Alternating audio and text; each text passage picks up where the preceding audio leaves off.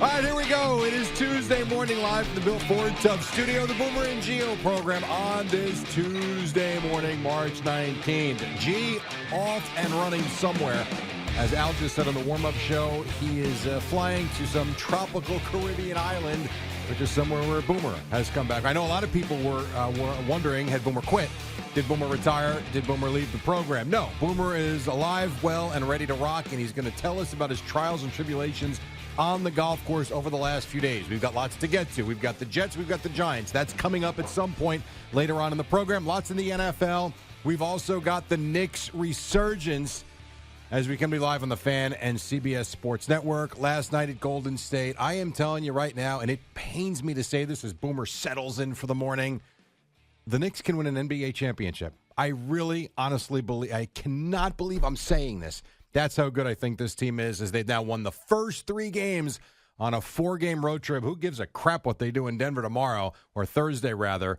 Pretty impressive night last night without OG Anunoby, without Julius Randle, without Mitchell Robinson, and yet they got Jalen Brunson. Morning, Boomer Esiason. How are you? Yeah, good morning, Jerry. Nice it's to great see to be you. back. Thanks, bud. No, I was gone for 4 days. You would have thought that the world ended around here with all the stuff that was going on, and watching CeeLo and Al get in a fight, watching Charles Barkley go after Aaron Rodgers the way Aaron Rodgers went after Jimmy Kimmel, watching, you and Gio go back and forth screaming and yelling about different things around here. I mean, it was almost hell breaking loose. I didn't yell and scream about anything. Well, more Gio and Ryan Clark and Tiki that's Barber. what I'm talking about. Yeah, I mean, everybody's going after each other these days. I mean, it's amazing, actually. And by the way, let me be the first. Happy 50th birthday. Oh, thank you. It's You very are nice. 50 today, my man. I am. This is what they tell me. Yeah. Yeah.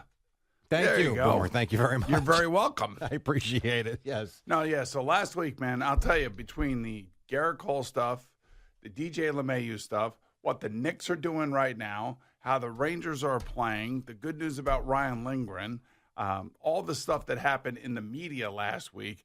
Believe me, I was glad I was on vacation. There's a lot going on last week. You know, I'm out, and so I'll give you a little. I mean, I was going to do this at 7:45 because you brought it up. What the hell?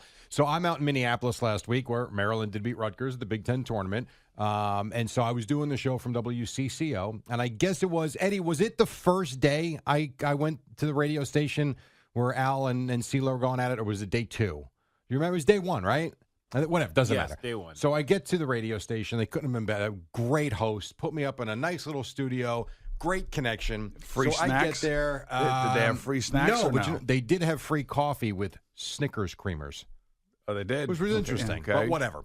So I get there at about 5. It was 4:15 local time, 5:15 out here, and I plug in the headset, and I just hear Al yelling at Chris, and Chris yelling back at Al, and then the next thing I know, Chris is walking out of the studio. CeeLo's walking out of the studio. I'm like, what the hell is going on? They go to break. I get myself settled. Al's by himself taking phone calls, and Gio's calling me saying, are you listening to this?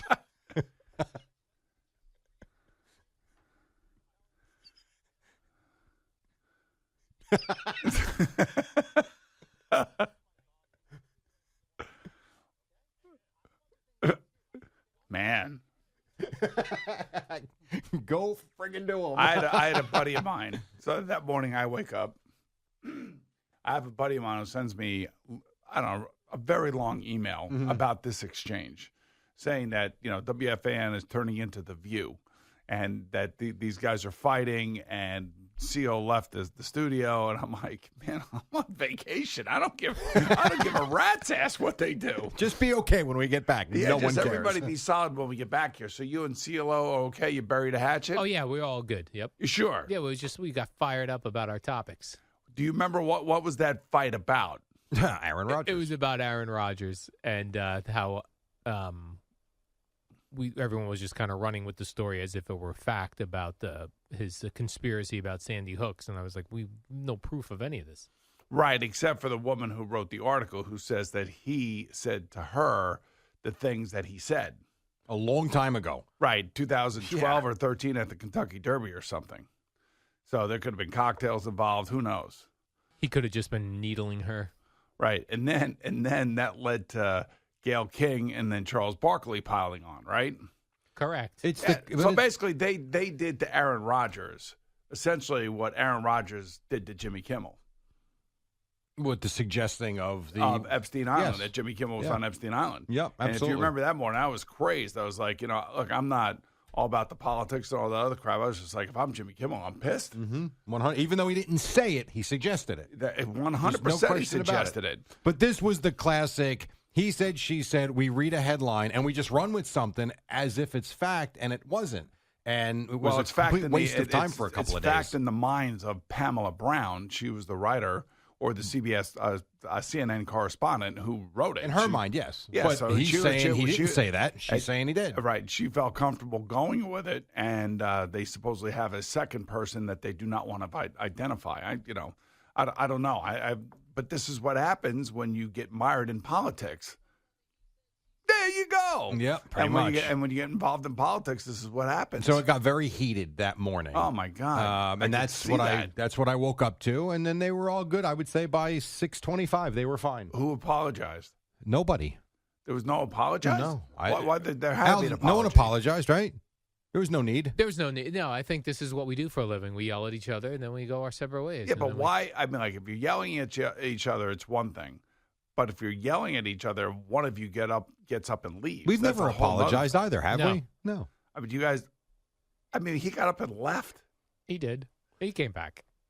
Did After he he- come back in the segment that you were doing The it? following segment. He did. I think everyone enjoyed it when I went to the first call and she referenced Evan Rogers.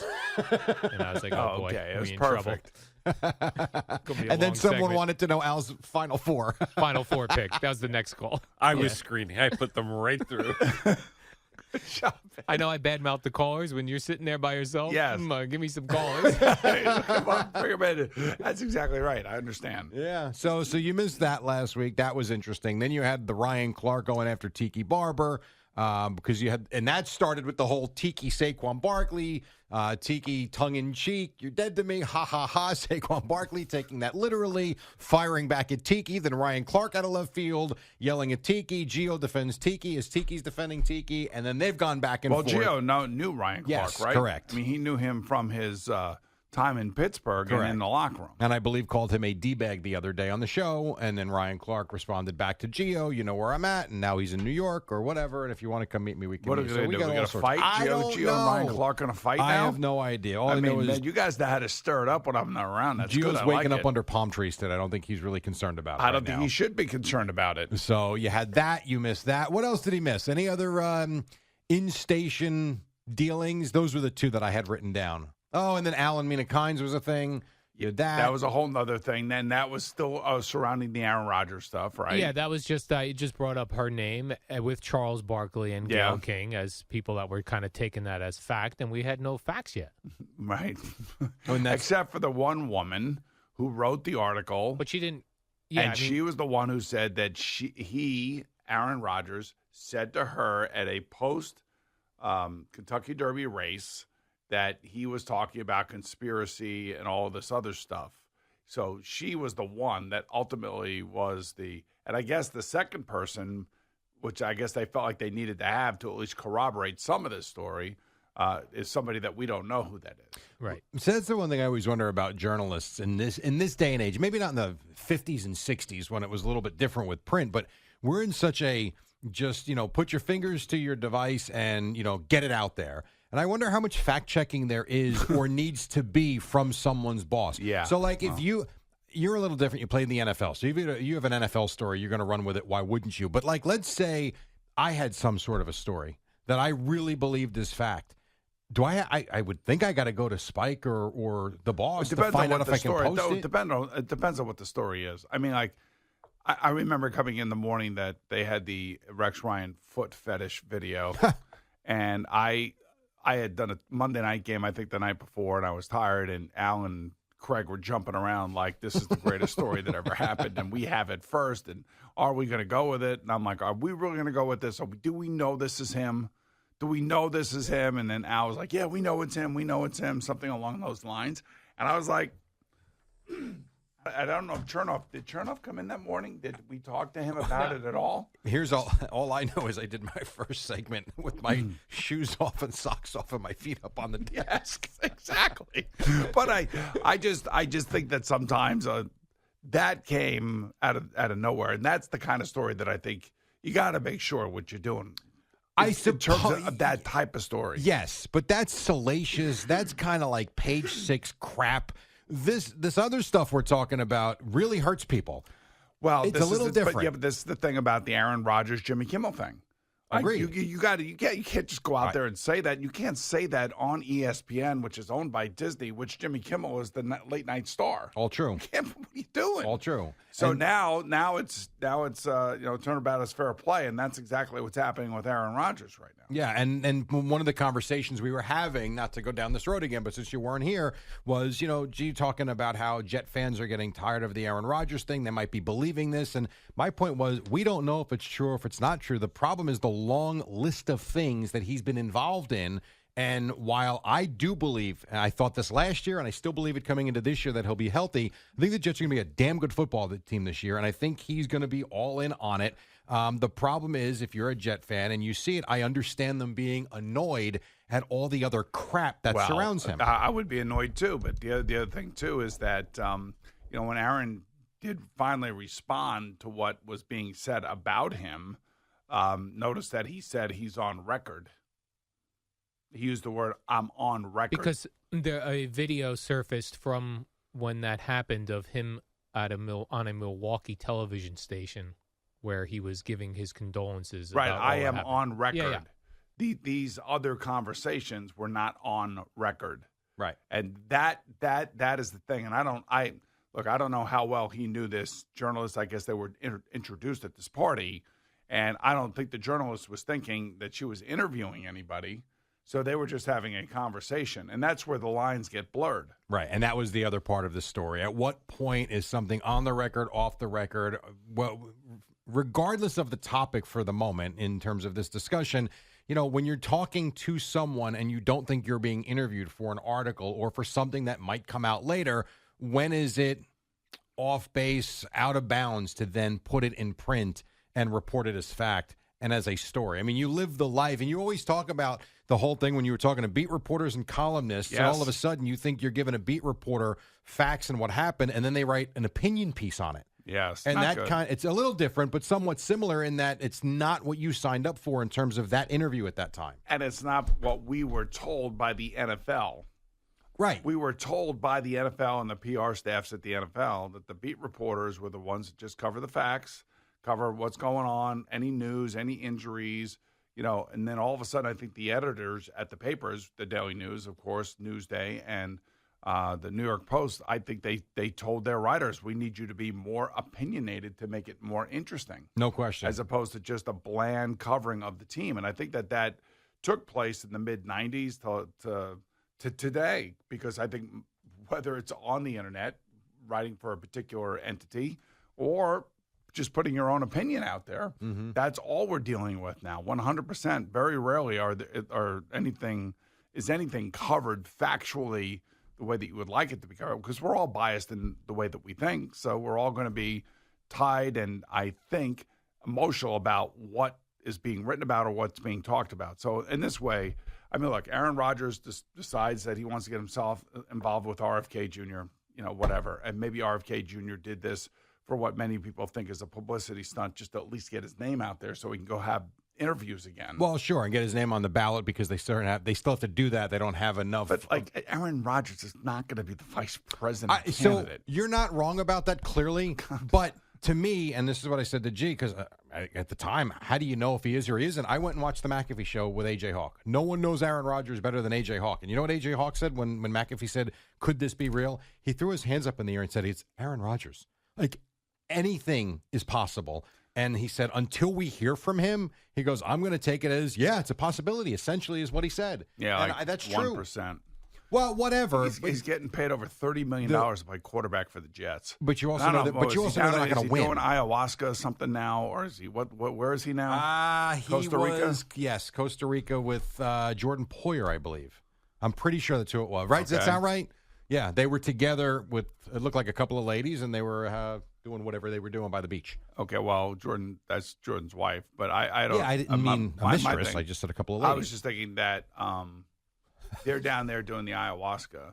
He's probably trying to convince him to come play for the Jets The Jets are trying to tell him, look, we'll put a team together. Don't worry about it. Yep. And I think Joe Douglas, for the most part, has done what he was supposed to do here in this free agency period, and that was to shore up the offensive line, even though it is a little shaky because a couple of these guys come in with injury history. But I think he's trying to do exactly what he's supposed to do. But building depth. You're right, injury that's what I feel about it. Yeah. No doubt. And now the last piece Now you the would question think... is the quarterback going to be running for vice president? He's not going to be. But Yeah. who's the wide receiver that comes in now? I know they're talking with Mike Williams. Odell Beckham Jr. is out there as a rumored name. And you're talking about a 2 or a 3, not a lead receiver. No. Seems like pretty good. Okay, no. All right. No. I said you're right. No Beckham, though, or is that what you're I about? don't know.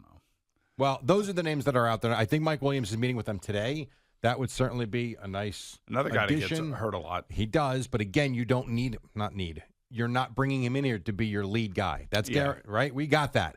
You're talking about a 2 or a 3, and then try and build from there. And I guess an edge rusher too is something they would like to get. But the other thing too is that this draft is deep with wide receivers, and I would say that there's probably a good chance for a couple edge rushers in the second round. But, this draft is really heavy with wide receivers, offensive tackles, and obviously quarterbacks at the top of it. Yep, no doubt. All right, we're just getting started. 6:16 on the Fan and CBS Sports Network. Boomer's back, if you didn't notice. We will get into a little bit of his weekend at some point this morning. We're going to go around the world with Boomer, too. Sports world, news world, too. I got a couple of things for you later on. Just to get your take on it. Are we doing Jerry games? It's not a game. I mean, no. Doing Jerry games. No. It's going to be a quick little hitter of current events and your take on that. Nice. That's later. And That's I think what I like. And I think the Knicks can win an NBA championship. So all that and CeeLo coming up next on the Fan and CBS Sports Network. Don't go away.